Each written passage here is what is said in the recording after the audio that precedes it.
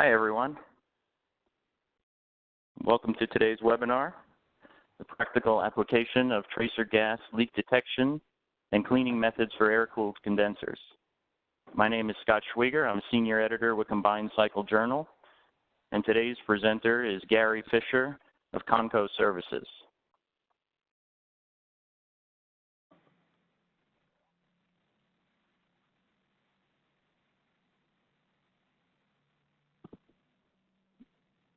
Before we get started, I'd like to go over a little audio troubleshooting in case you lose sound during the presentation.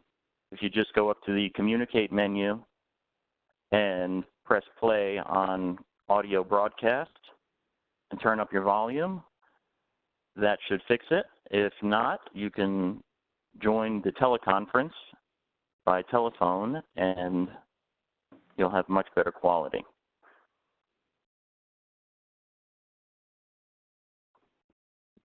So CCJ, Combined Cycle Journal, and Conco have been intimately involved with the ACC users group over the past decade. And you can see Conco at their upcoming conference from October 21st to October 24th in Querétaro, Mexico. If you've never attended an ACC users group, it's really great for valuable information exchange among fellow users and consultants.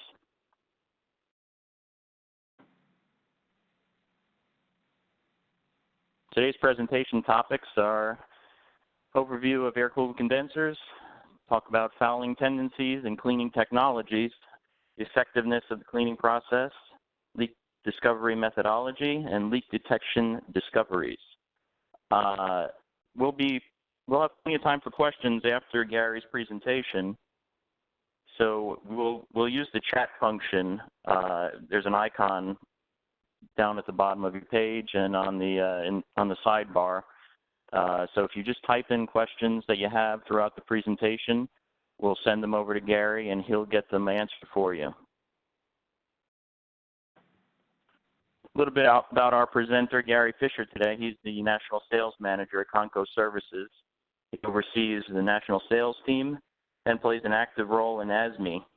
Most recently, he's the chairman of the ASME Heat Exchanger Committee, and he's got a BS in engineering and an MBA from the University of Pittsburgh. And now we'll pass it over to Gary and for his presentation. Thank you, Scott. Appreciate that, and good afternoon to everybody. I want to thank you for attending the webinar. I know that you have busy schedules, and we do appreciate you taking the time to spend with us this afternoon. I hope at the end of this presentation that you're able to leave with something of use for your installation currently or for any future needs that you have.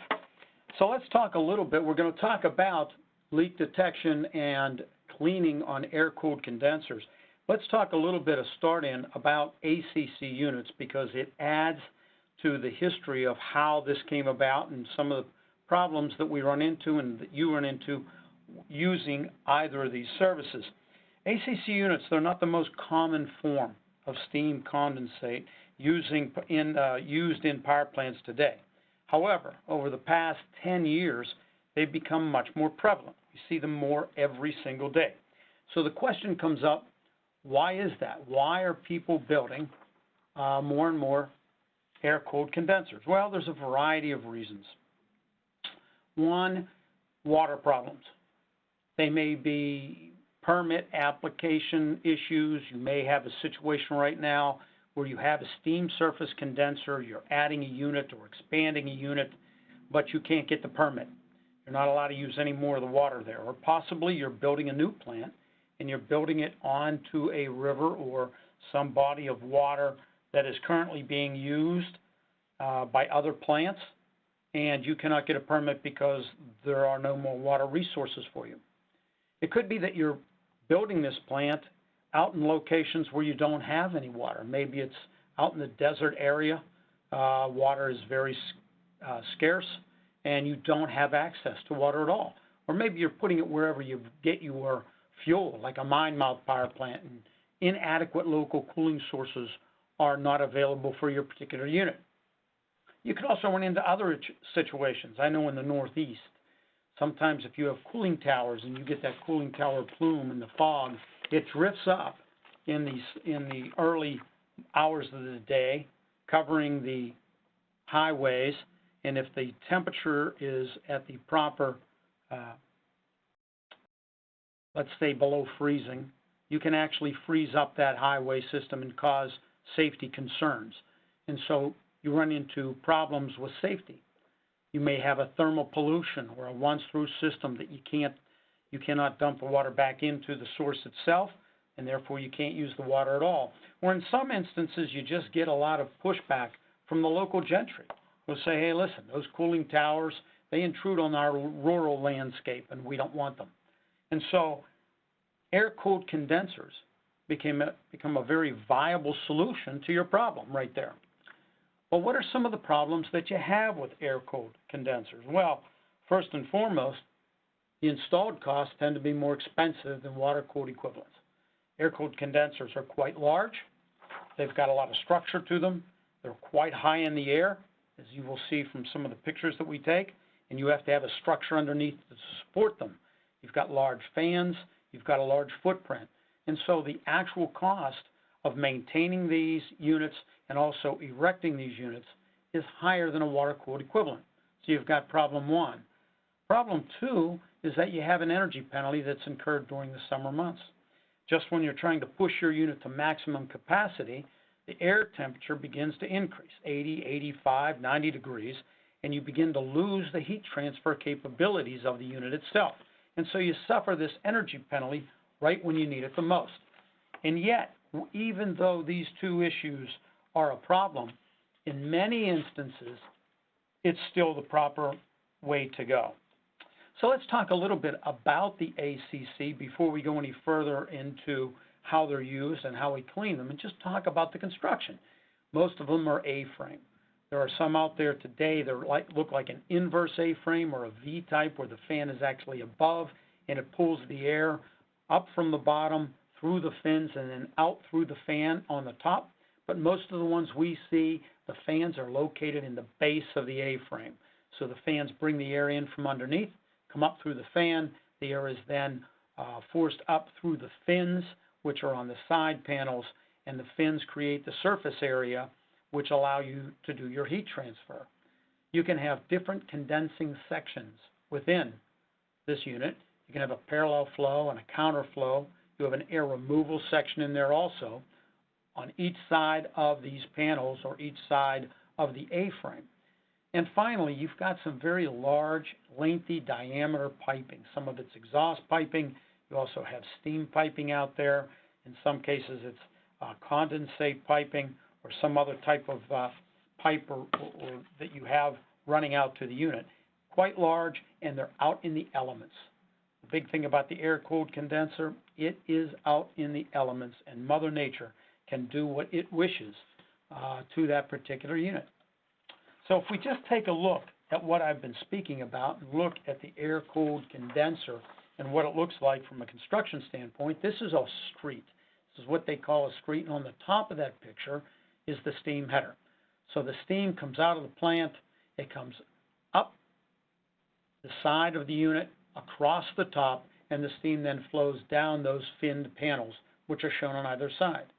The fans are located at the base of those panels, drawing air in from underneath. Now this unit is quite high in the air, and this indication here only shows one street. ACCs can vary depending on the size of the plant itself and how many megawatts you have and how much steam you need to cool. And you can have anywhere from one street all the way up to 10 or 12 or more streets if necessary. And they also vary in length and in height to a degree. So if we take a look at one that's installed, here's an ACC unit, and you can see at the top there on the left the two steam headers that are coming across the top of that unit, meaning you have two streets. So you have two A-frames up there, and if you look down underneath, you can see some sort of vehicle that is underneath the ACC, and that gives you an idea of how high this unit is. Needless to say, this is actually a low one. Many of them are higher than this, the 3-4 stories in the air. And of course, to get anything up there, up to that unit, requires a lot of coordination and requires some work and planning to get that up to where you need it to be. One thing to note about this particular picture, and going to lead to our discussion, is that the ground area that you see under the condenser usually is made of some sort of rock. However, all that other area can be barren. You can have dirt roads, you can have the brush as you see it. In some instances, you have trees all around the unit itself. And so to remember, as those fans begin to churn, they will pull in everything that is in that air and on that ground that you see and blow it up into the fins of that ACC unit. That's what causes the fouling, and that's what really causes the problems that you will have.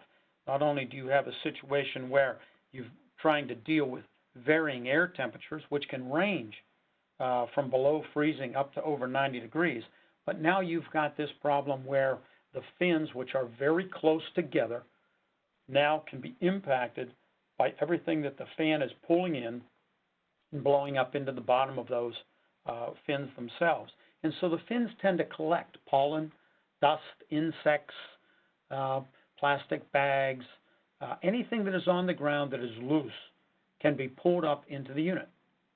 Now, in some areas of the country, you have high pollen content, usually in the spring. And when you get that high pollen content, that gets pulled into the unit up through the fan, and it gets blown through the fins and attaches actually to the fins themselves.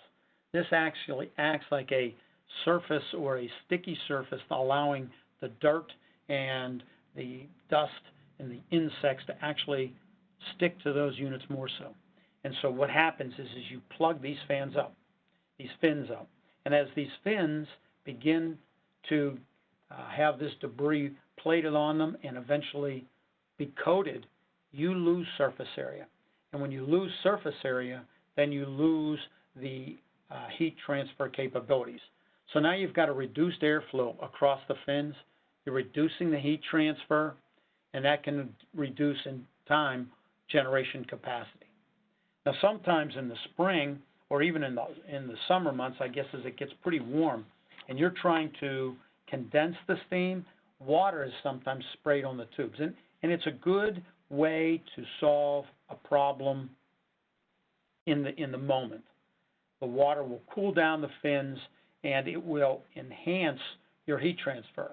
However, anything that's on that water can now plate out onto the fins themselves, and you can actually get a scale on the fin. And if that happens, then you further reduce your heat transfer. Now, this is an external surface view of the fins on one of the panel faces of an A-frame. And if you just take a look at this is pretty extreme here, but if you look in the upper right-hand corner, you can see that the fins are still viable. They're fouled, but you can still get air through them. How much can you get through? That's a question. How well are they transferring heat? Not really sure. But you are picking up some heat transfer on those particular fins. However, if you look more toward the center of the picture or even the bottom center of that picture, you can see that those fins are completely plugged. And so now what is happening is you're getting no airflow at all. You've lost all that surface area, and you've lost that heat transfer. And when that happens, you end up losing the ability to produce the megawatts that you need. Because you get that poor heat transfer, you also get higher operating costs. And how is that? Most of the fans that are in there, they're quite large, and they run on variable frequency drives.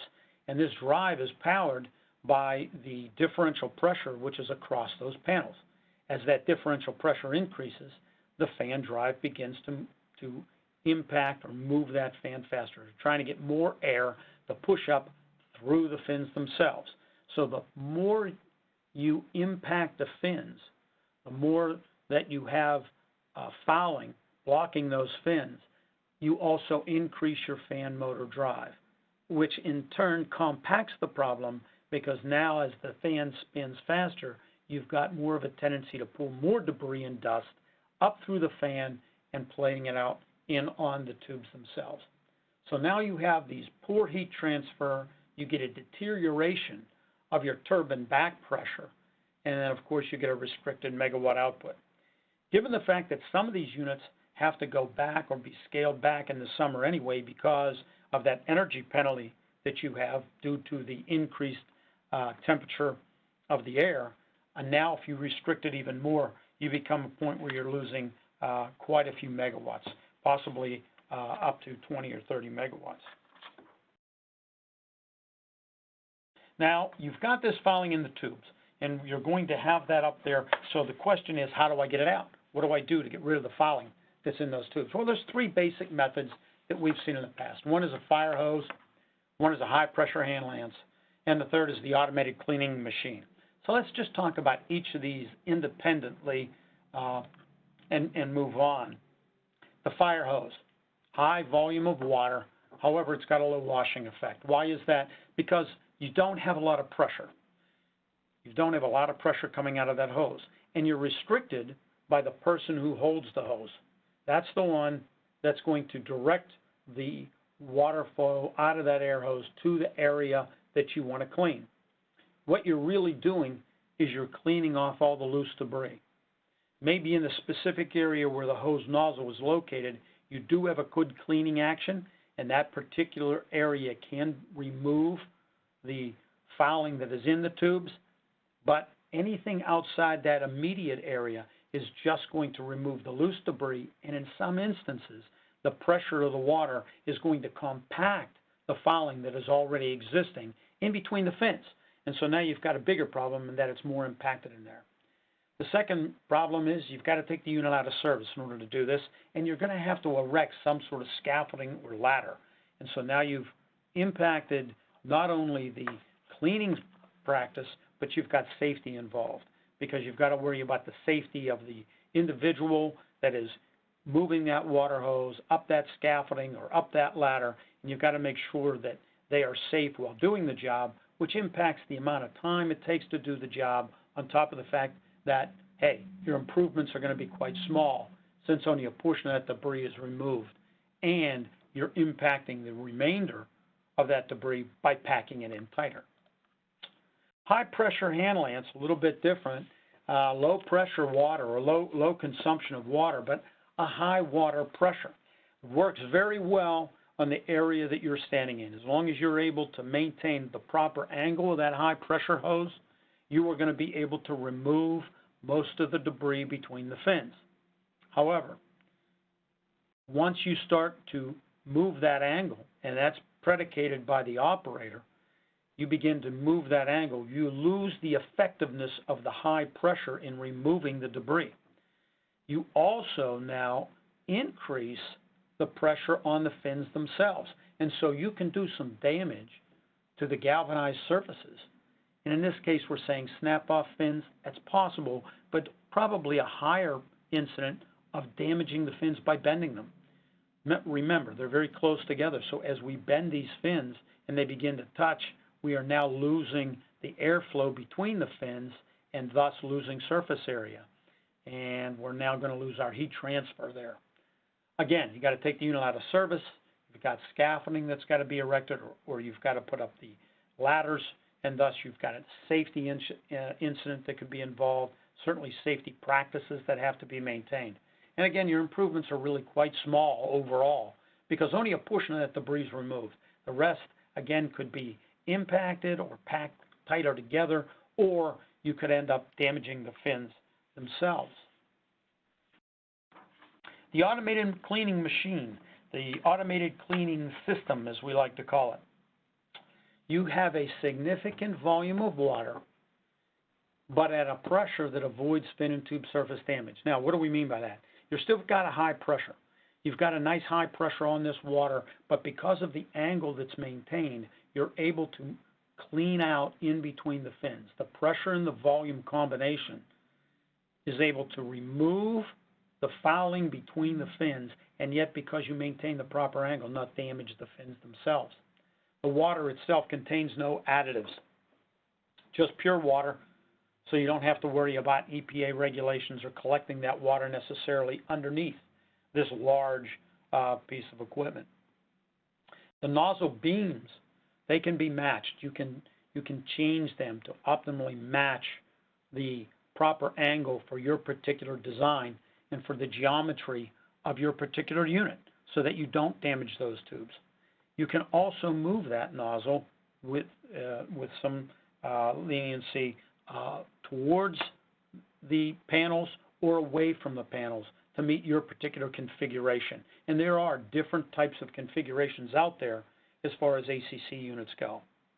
The carriage that the nozzles are mounted on moves at a constant speed. That gives you a thorough cleaning throughout the entire surface of the ACC unit. So you're not spending extra time maybe cleaning one portion better than another portion of that unit. You get an evenly cleaned unit up and down the surface of those panels. There's no need to shut down the entire unit. Basically, you shut down the fan that you're working on so that you don't get the blowback of the water coming back up through you. And in most instances, you do not need to erect any scaffolding whatsoever. The fouling is removed. It's removed effectively. It's removed uniformly and with a minimum need for safety issues that will apply on this particular unit. Now, this is the nozzle beam. And as you can see, those nozzles can be adjusted to match your particular unit. And the pressure of that water drives down through the fins, and that area is then cleaned, removing all the debris. It will depend how badly fouled your unit is as to whether you can do one pass or should do one pass or multiple passes. Once the unit is up onto the panels themselves, it is a much easier task to run the carriage up to the top of the carriage bar and back. You can do that 2 times, 3 times, or as many as needed in order to get a good cleaning. And if you take a look at the structure itself, looking at this picture, if you look at the top of that picture, you can see the carriage, and you can see the nozzles as they are on top of that carriage. Now that beam, that's where it is riding. So that is the carriage beam, and it moves along, transverses that particular panel, and the carriage moving up and down gives you the cleaning that you need. Most instances we use water only. However, there are some plants that have a oily fill that is on the tubes themselves, on the fins. And in those situations, as you can see there, there's a canister there where it's a biodegradable foam. And you can spray that biodegradable foam onto the unit. You can let it sit there for however long is needed, and then the automated cleaning system can come by and it can then remove all the fouling, not only within the fins, but also any of the oil or grease that is on the fin surface itself.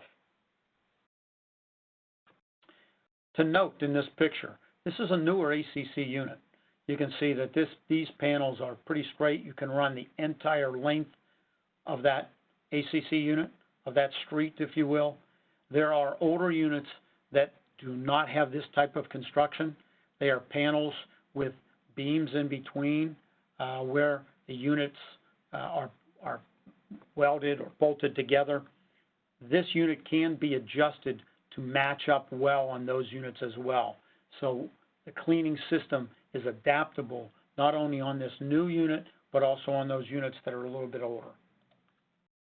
Now, what type of cleaning results are we looking for? If you take a look at these pictures, the one on the left, you've seen that before. That's that fouled picture I talked about where the fouling has actually plugged the fins. If you look at the middle picture, that's the most important picture on this particular display. This is the inside of the unit. So if you walk into the fan room itself, which is in between the A-frame, you can see that water is being jetted through, out of that nozzles and through those fins. And when you get that type of spray that goes through the fins, it means that you're cleaning them well. So you can take a look at that and you can decipher right at that point whether you are doing a good job, or it's doing a good job with that particular pass. If, for instance, you were underneath and you saw like a dribbling of the water out of the bottom of that A-frame, it probably indicates you're going to need a second pass. To note, the fins on these units, on these fin tube units, can have various rows or layers. Very few of them are just one layer. You can have 2 or 3 layers. Sometimes they're lined up perfectly so that you can see sunlight straight through. In some instances, they are crossed, and so you get a unit that needs this type of cleaning to remove all the debris. Sometimes the debris comes through and actually catches onto the fins of the next layer, and so maybe you need a second pass in order to remove all the debris. Once you get to this point where the water is coming through at that nature, with that kind of stream, you know that you've got a good cleaning going on. So what kind of cleaning performance improvements are you going to see? Well, invariably, you're going to have a unit that is clean, and you're going to have more surface area now for the air to cool and to condense the steam as it runs up and down the panels. You're also going to be able to reduce the speeds of the fans themselves. Our differential across the panels has now decreased. Your variable speed drive is now backing off on the fans, so you're going to use less energy driving those fans. Some plants cleaning can result in an increase in generation capacity.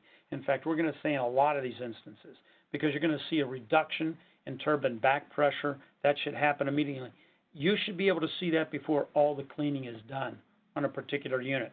So if you have 20 fans and you have a total of 5 distinct rows, 5 streets, when you get done with 4 of those streets, you should be able to see a distinct change in the operation of the unit and in the back pressure and the heat transfer already. So when the entire unit's cleaned, you're going to be able to pick up any lost generation. And these economic savings, of course, can be simply calculated based on how many of these megawatts, how many megawatts you're able to garner back. So the conclusions that we have on the cleaning side is that, hey, air-cooled condensers are a viable alternative. We see more of them every day, and we see more of them in the planning stages every day. As Scott had mentioned previously, there's an air-cooled condenser users group that meets every year, and we watch this group expand every year that we attend. And it's expanding with people that either own the units or are building the units. And so they are an alternative. They may be a little more expensive. They may have some problems in terms of the air temperature, but when built properly and maintained properly, they can be an alternative to a steam surface condenser and can provide you the cooling that you need. They allow plants to be built in locations that can't be built anywhere else. But they do have fouling tendencies that are different than what a steam surface condenser has. And so you want to make sure that you have the proper cleaning system on your particular unit that will clean your unit effectively and efficiently. And there are different types of systems out there, automated systems. You want to make sure that you have the one that meets your needs and is giving you a good result when you're said and done, because the performance improvements can be achieved if you have the proper system, the proper maintenance, and get the proper cleanliness of the unit itself. Now, we're going to jump over, and we're now going to talk a little bit about the problems that you're going to face as an air-cooled condenser user in terms of leaks. So we're going to focus on air and leakage indicators, the impact it has on the system, what equipment is used, and the challenges an ACC unit has and presents to the people that are trying to find the leak. Now remember, this unit is now out and exposed to Mother Nature. You've got a lot of piping out there. You've got a lot of duct work out there. As the wind comes down and blows across this unit, you're going to have some operational issues. One of them that we definitely know about is that as the air comes down and blows across ground level, it can literally blow the air out from under the fans, causing the fans to cavitate. And so what happens is they either stop spinning, sometimes even reverse spinning, or in the least case, you have instances where you're not getting enough air up through the fan and up into the air-cooled condenser. Not to say the least, you now may have a problem here with leaking piping or leaking tubes where you're getting air and leakage into the system, further impacting the performance of the unit. So why are you going to inspect? Why do you want to inspect this unit? Number 3 on the bottom is the one we get the most often. It's an emergency inspection because, hey, we've got high back pressure. The unit can't come off its hogger. It's losing vacuum. Oxygen levels are higher. We've got a problem. And what's happened here is that you have introduced enough air into the system that your air removal system is overwhelmed. It can't remove all the air that's entrained in the unit itself. And so the call comes out to come out and inspect the unit, to find that leak, and to repair that leak so that the unit can get back up and running. Some things to think about. A routine inspection. Routine inspections may be scheduled. Maybe you're going to do a routine inspection to see where you have a problem that is not creating a massive amount of air influx right now. Maybe your air removal system is capable of removing the air that is being introduced into the system. However, down the road, that small leak is going to turn into a big one. And maybe what you want to do is get into a routine inspection where you're able to find that leak prior to it becoming a problem. We recommend thinking about going into an outage, possibly doing a leak detection prior to outage to find where these leaks are so that you can repair them prior to them being a big issue, or after you are done doing all the work on the unit, to do a leak inspection to make sure that you've got everything buttoned down tight, that the flanges are in properly, that you haven't missed anything, that you've got the bolts tightened down properly, that there's nothing that's been left behind, so that when you do try to ramp up the unit and you do try to push it to its maximum capacity, that you then find the leak. And we're back down to number 3, the emergency call. Hey, we've got a situation here that we need some help with. Now, in the old days, much like in steam surface condensers, there was not a test using gases to find the leak. What they used was smoke, sound, plastic wrap, shaving creams, and it's difficult enough doing that in a confined space like a steam surface condenser. Imagine trying to do something like that out in the environment on a large unit like an air-cooled condenser. Very unreliable, inaccurate, unrepeatable, and in some cases, just impossible to do. You can't get to some of the areas of that ACC unit with this type of technique to find the leaks that you need to repair. And so helium gas was introduced as a possible method of finding leaks on ACCs. It's been used for many years, decades, on steam surface condensers. And so the application came about and the question was arisen, why can't we somehow use it on an air-cooled condenser? Excellent question, and many companies stepped up to find this possible solution. And over the years, they have. So why do we use helium? It's got a lot of advantages. It's quick, it's reliable, it's non-toxic, and non-hazardous. All beautiful things from the EPA standpoint. Detection range is 1 part per 10 million. So it's going to find almost every leak that you have. Now, we say suitable for most leaks. Where are those leaks that you can't find using helium? Usually they're the leaks that are impacted or are created by pressure and temperature.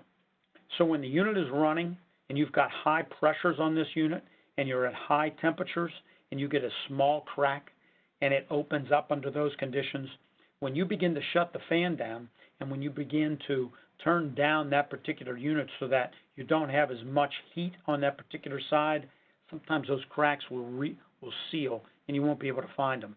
But they are very minute, very small, and they would be difficult to find, although not impossible. Helium, though, has turned out to be a lifesaver for most condensers and used quite often on ACC units because of its reliability. How easy is it to set up? Well, you can set up the analyzer inside a vehicle, which is sitting at the bottom of the unit. Now, these units are quite tall. You may be 3-4 stories up. In this case, you're not lugging very heavy equipment up there if you can get up to the fan deck. The fan deck, though, is very cramped. Do you have room on the fan deck to set up the equipment itself? If you do, that's ideal. But if you don't, from this picture as you can see, it can be set up underneath the unit. It can be set up in the back of a car. It's that simple. And the piping and the hose and whatever is needed can then be run up to the unit itself. This would be a two-man job. You're going to have one technician down here by the analyzer who's watching the analyzer and watching the reports that come back through the printer and through the screen.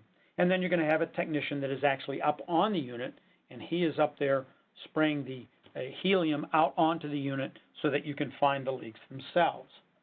So in order to get this set up and running, what do we need? Well, we need steam flow. You can read these points right here. I'm just going to talk about them rather than discuss each one.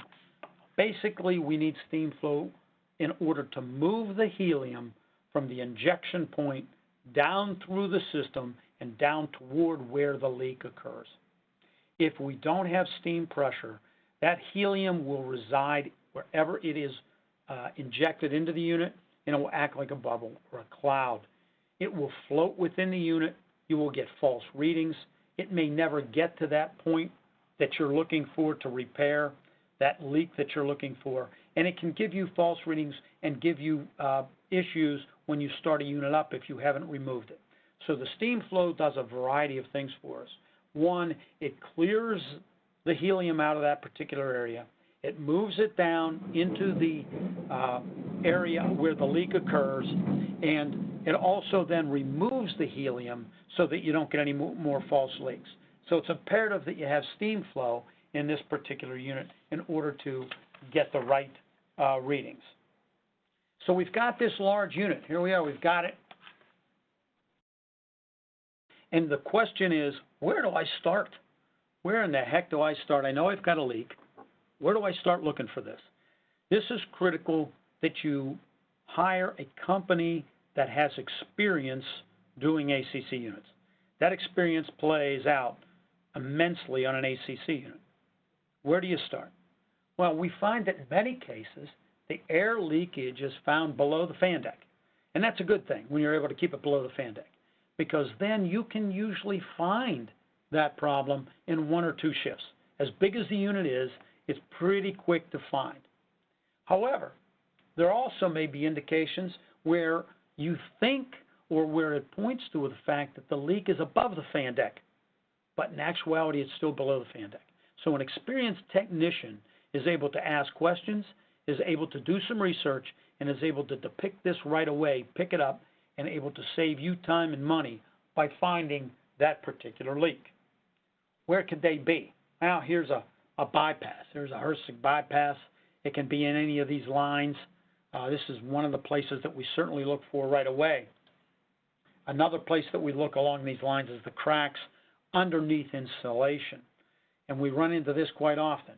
If you don't have the helium there, you are going to have to end up removing a lot of insulation to find the leak. In this particular case, though, we're able to use helium. We're able to determine the area that it's in, and you only have to remove a portion of the insulation to get down to where the leak is. In this particular case, it was an 18-inch crack in that pipe. We're able to remove that insulation, repair that pipe, put insulation back onto that particular unit, and get it up and running. This was experience in play right here in order to be able to do that. So what does the leak look like? What's our typical leak response? What does it look like here? Oh, hit the wrong button, sorry. If you take a look at this graph, that's a bell curve basically, and that's what you're going to be looking for if you're sitting down by the analyzer. The technician up on the unit is releasing gas into the system up on the unit itself. It could be at a joint, it could be at a weld, it could be anywhere up on the unit. As that gas is released, the technician down by the analyzer is watching his screen and watching his printer, and it's critical that you have a printer on the unit. The initial response is when that curve begins on its upward movement. And at that point in time, the technician at the analyzer tells the technician in the field, hold on a second, I think we have a hit. Stop where you are. That rate of response now tells you that indeed you have found a leak, and it can give you information about how bad that leak is.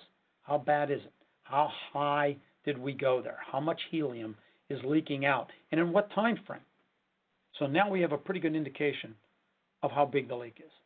Once you hit the peak, the magnitude of that response, it now begins the clear out time. So now you're going to wait, the technicians are waiting for that steam to move that helium and move it out of the system, down the piping, away from the leak until you get to the baseline. And once you're at the baseline, you know that now you can start over. So the technician at the analyzer says, reading the printout to the technician up on the deck, go back to a previous location and let's start again and narrow this down to where we can find exactly where the leak is. And so it's a great team effort, and this information is critical when you're trying to find exactly where that leak is. Some unique challenges that we face when we're doing ACC units. Again, large and it's high. The basic setup of the equipment's the same, whether you're using it on a steam surface condenser or whether you're using it on an ACC unit, the setup's the same. However, the shooting of that tracer gas can get tricky because you're not at base level. You're not walking around the floor of the unit or up on the turbine deck. You could be 50 to 75 feet in the air.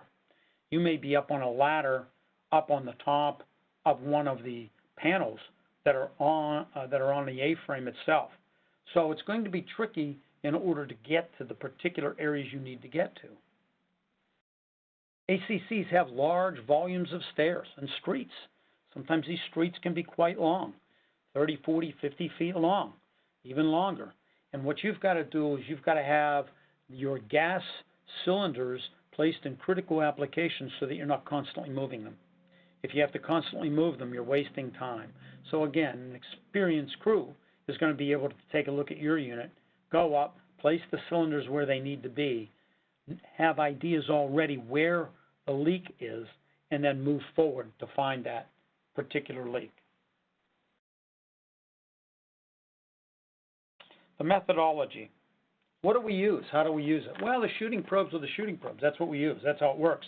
But we have come up with extensions to the shooting probes which allow the technicians to cover a lot of the particular ACC unit from the floor of the fan floor, if you will, from the base of that ACC, so that they can reach areas that can't be reached otherwise, and thus reduce their need possibly to climb ladders or climb up scaffolding, which can have some safety problems with it. Sometimes you use a thermal gun. The thermal gun can give you an idea of where leaks occur. This can speed up the process. Using that thermal gun gives you an idea, the area that you're going to be working in, and so you narrow it down. And in some instances, if you have fan rooms that are individual fan rooms, you can shoot helium into the fan room, say a gross shot into that fan room, and you can then determine from that whether that fan room has a problem. So you can narrow it down that way, individual fan rooms, so that you can start then narrowing it down to find the actual leak, that small leak, the crack, or whatever the problem is where the leak is getting into the system itself. We've run into a lot of issues with hoggers. Many ACC units have their hoggers and their air ejectors outside. And when you're outside, of course, again, you're out with the elements. So if you're in the northern part of the country, these particular units can see ranges in temperatures that go from below zero up into 90 degrees. That type of temperature swing is going to affect any piece of equipment.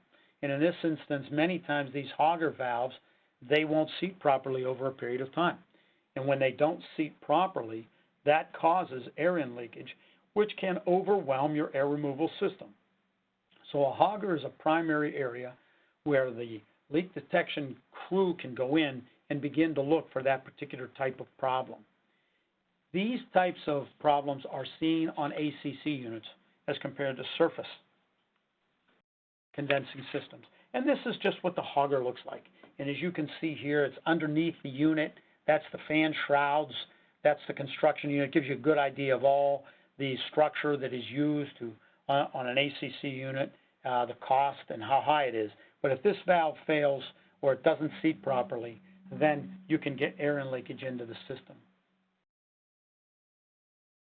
You also can get tube cracking on weld joints. We see a lot of them there, cracking on tube welds at the apex and the base of the units themselves.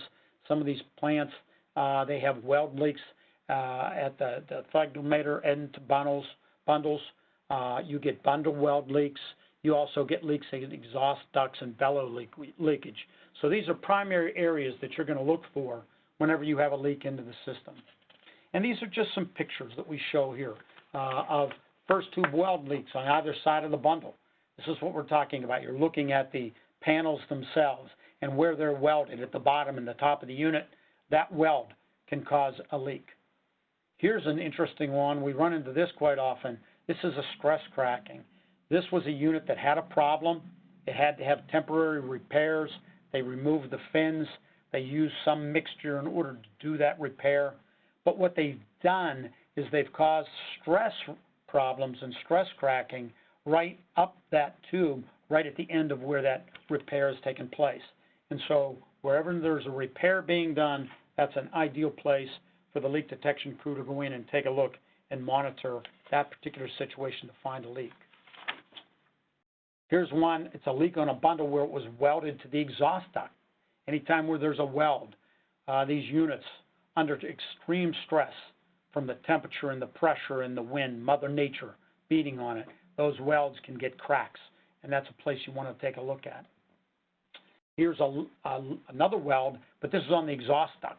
So you want to be able to get up through the exhaust duct. You're pretty high now. You're up on top of the unit. You're looking up on the exhaust ducts, and you're taking a look at those particular welds.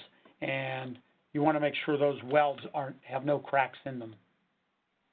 And an exhaust bellows leak. Now this one here, these exhaust bellows, they can be located in a variety of different locations. This one appears to me that it could be outside the ACC unit itself, which can cause some issues just getting to it. But this is an area where an experienced crew is capable of finding a way to get to that area, finding the extension rods that they have to be able to get up there to find this leak up that exhaust bellows. And we have also found that on many ACC units that the rupture discs are vertical, not horizontal. And we have found that vertical rupture discs have leaks more so than in horizontal. So we always go up and take a look at the vertical rupture disc. Again, very high, although in most instances, in most plants, there is access to this unit somehow, to these rupture discs, so that we can get there. But again, quite high, safety concerns when you get up there. You want to make sure an experienced person is going up and understands how they're going to be able to get to this particular location, find the leak, and then do it safely. And then the freeze-induced leakage. I know in the northeast part of our country, there's quite a few ACCs, and they can see temperatures that range from -30 to 95. That's quite a bit of pressure and quite a bit of temperature pressure on those particular units. They also get a lot of wind coming down from the northeast and hitting that unit in the same place. So when you have that type of operation, you can look for that area in particular. You want to look for the portion of the ACC unit that gets that frontal attack by that air. Temperatures of -30 or even 0 degrees can cause severe damage and can cause stress on that particular part of the unit and can cause cracking. We see that a lot in the northeast, or let's just say the northern sections of the United States or up into Canada where you have those problems. The southeast doesn't see the freezing, but they still have a wide change.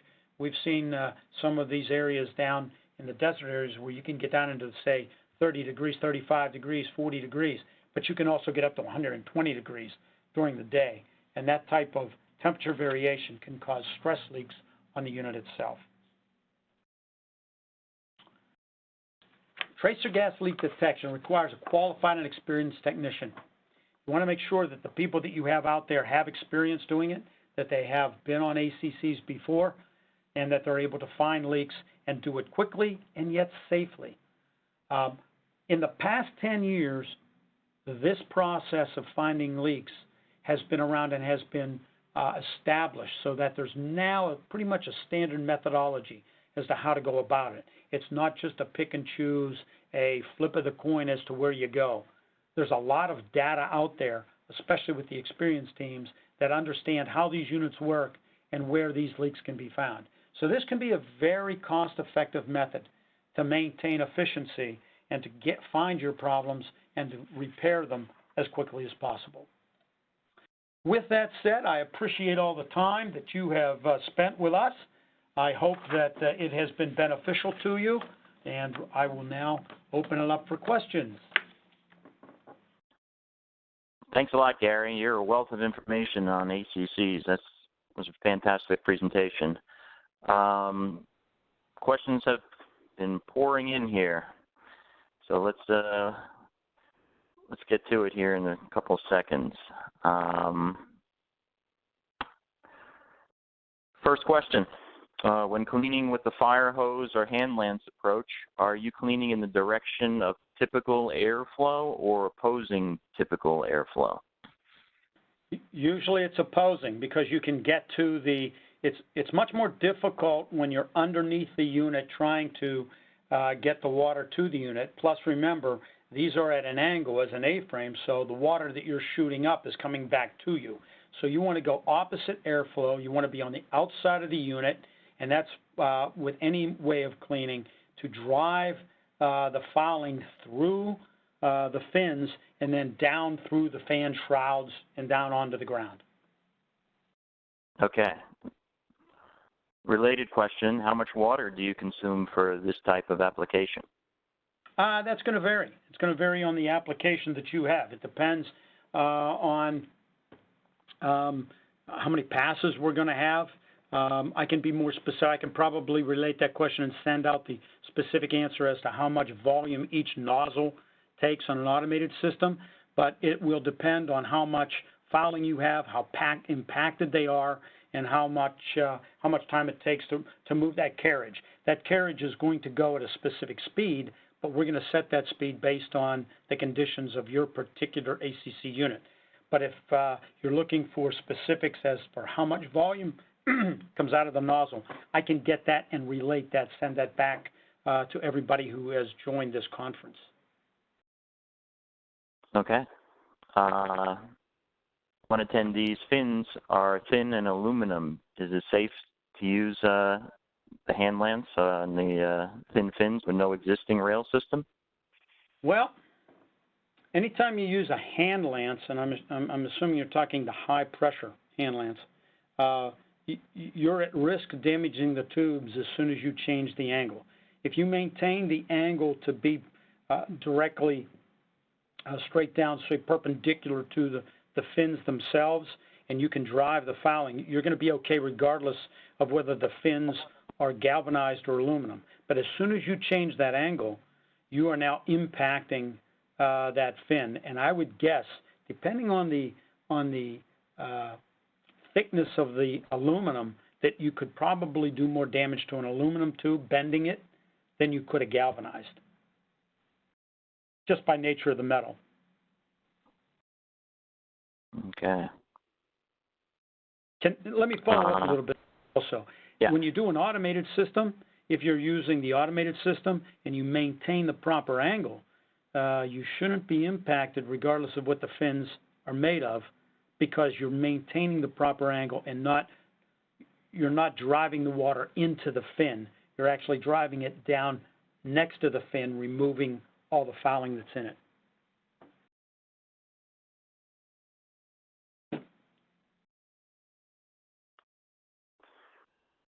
All right, we've got a couple of related questions about the debris falling off of the ACC. So if Conco does a manual clean, is protective sheeting installed under the ACC to prevent contaminants from leaching into the soil? 9 times out of 10, no. What is being pushed up into those fins typically is coming from the ground. So we're just pushing it back down onto the ground. You know, it's dirt, it's dust, it's pollen. Most instances, the EPA or whoever is in charge in the environmental protection of that particular plant, that particular state or area, do not require us to do so. There are some areas, though, that require the gathering of the water or the gathering of whatever is in those units and coming through those fins to be pulled together and then to be moved somewhere else. We can work to get the tarps squared away if need be, but we do not cart away the water or the debris that is below that. That would be up to the plant. But in most instances, we don't have that issue. Okay, so any sampling of deposits beforehand that would be handled by the plant, or is it handled by you to determine the level of cleanup necessary? No, we'd work in conjunction with the plant, but in most instances, we don't have to clean up because we're just blowing out dirt and debris and pollen that's already in the air that's just been stuck between the tubes. If there is an application like that, then usually you got to put the tarp down regardless of how much is going onto the ground. If that's a requirement, that's noted up front, and that's got to be addressed before you even begin.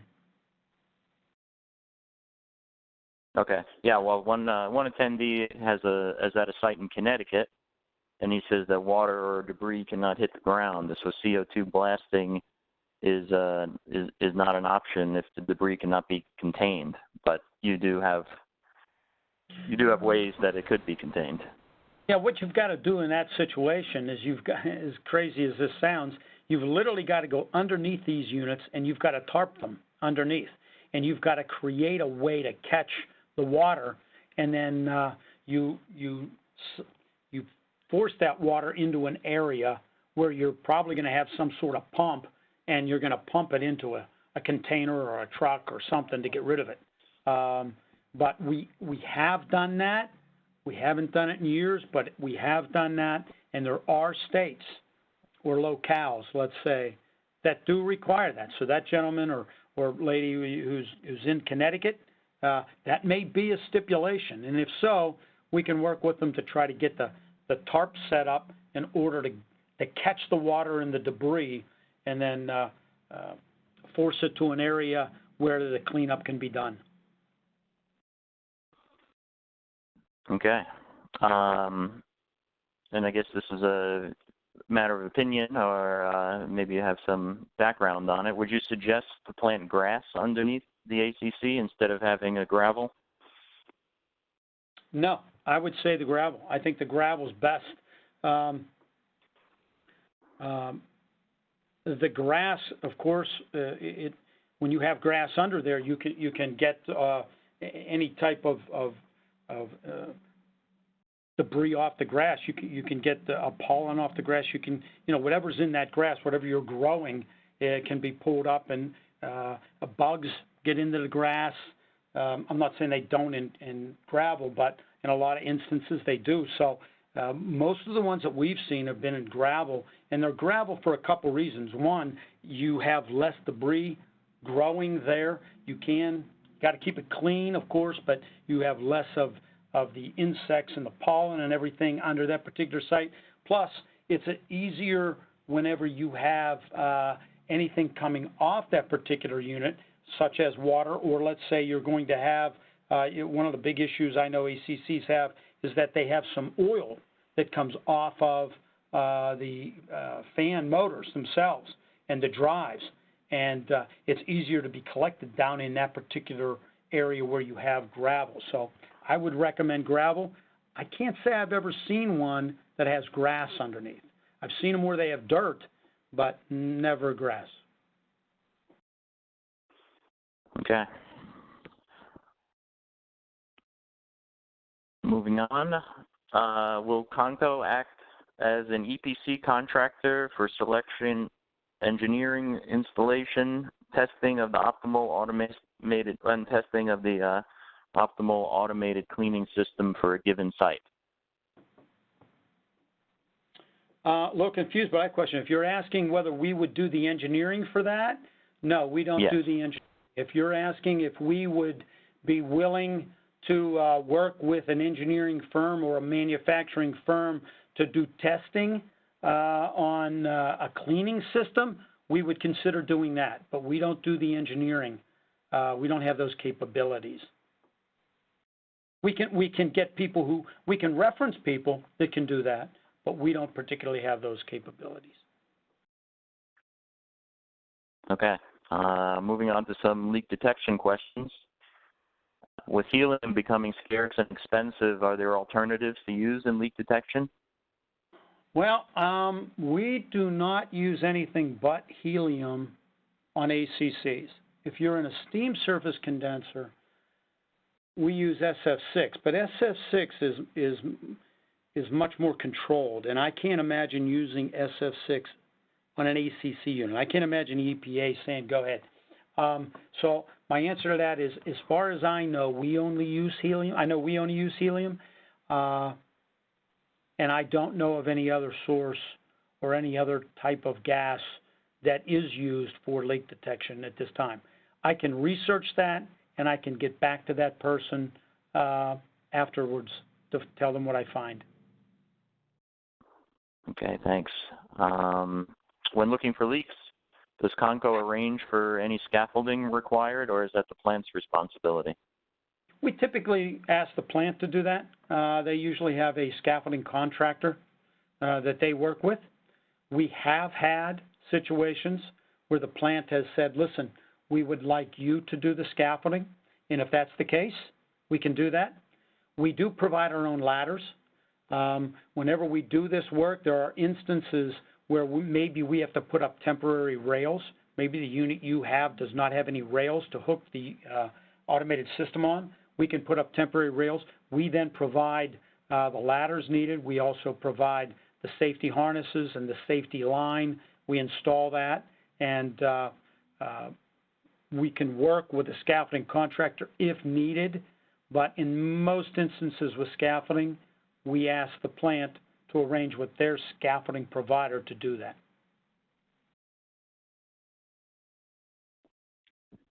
Do you use any drones in your leak detection process? Well, that's a great question. No, we don't. We don't. I'd have to think about how we would use it, but it's an interesting concept. But no, at this time we do not. Do you just repair the leaks or only identify them? We just identify them. We will identify them. If the leaks are usually are repaired by the plant. If there's a situation where the plant is asking us for input or help, we will certainly work with them to do the best we can, but repairing those types of leaks really aren't up our alley, especially out on these units. Usually that requires like some sort of weld or a mechanic to go out maybe to tighten down flanges or bolts to replace some sort of gasket, and we don't have the capabilities to do that.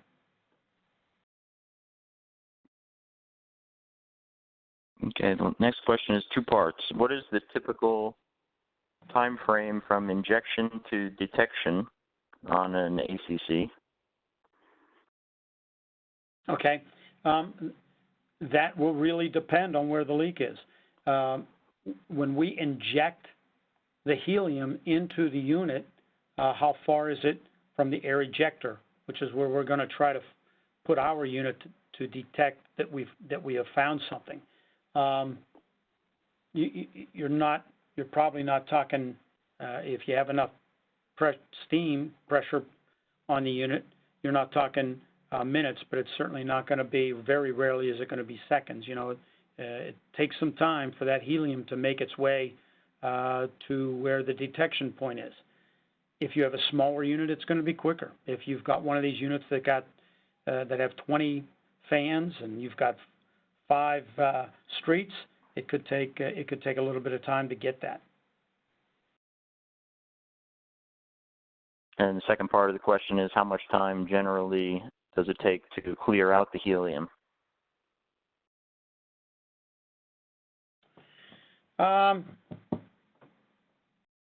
With the steam pressure going through, with the amount of helium that's injected into the system, you're talking about a very short period of time, really. The helium's making its way down the pipe or down the ductwork, wherever it's transversing. It finds the leak. It begins to seep out of that leak. The whole time, though, the steam's moving the helium down the system. So it's not going to take very long. It's going to take longer probably for it to reach the leak than it is for it to be cleared of the leak. You're going to see a spike response, a quick bell curve, if you will, and then the helium is going to be removed and from that area. And then depending where your air ejector is, that's where you blow all the helium out. So again, a lot depends on the size of your unit. But from where you're standing and where you can make a call, that helium is going to be removed from that area pretty quickly.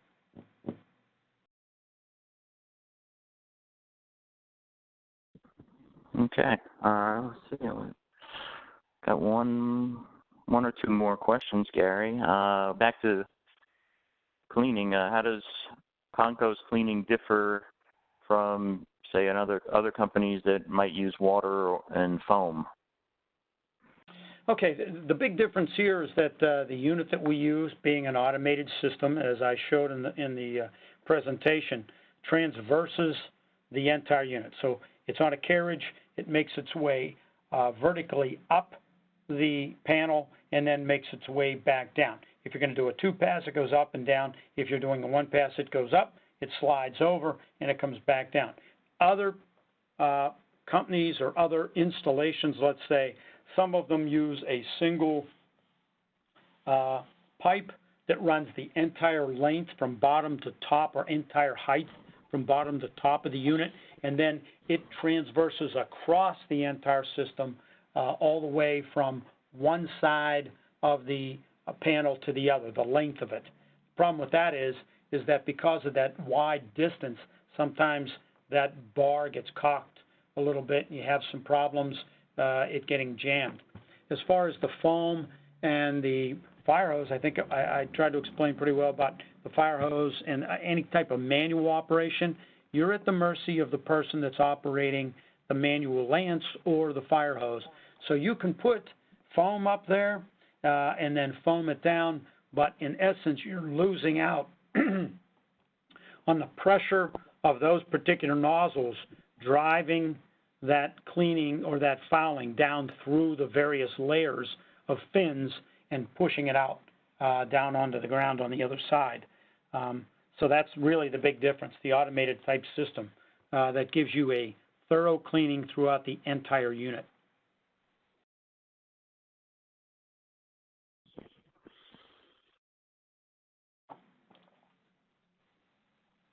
Okay, last question I see here is, does Conco offer their services globally, specifically in Africa?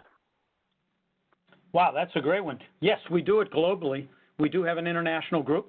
And if the person who asked that question is interested, they can certainly contact me, and I will make sure that it gets to our international team, and we can talk to them about that.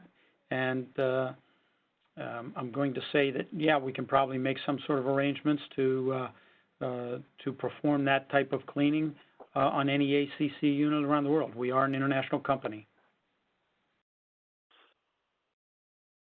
That's great. I just want everyone who's on the line to know that we'll be sending out an email with a video recording link of today's webinar. So you can go back in and review it at any point or share it with some of your colleagues at your facility. Gary, I think that's all the questions we have for today, and thanks very much for joining us, and giving us lots of your ACC knowledge. Well, I appreciate the time, and I appreciate everybody's time that stuck it out, and hopefully I got some good, valuable information to you. Great. Well, thanks very much, Gary, and we'll see you at the ACC Users Group. See you then. Bye-bye.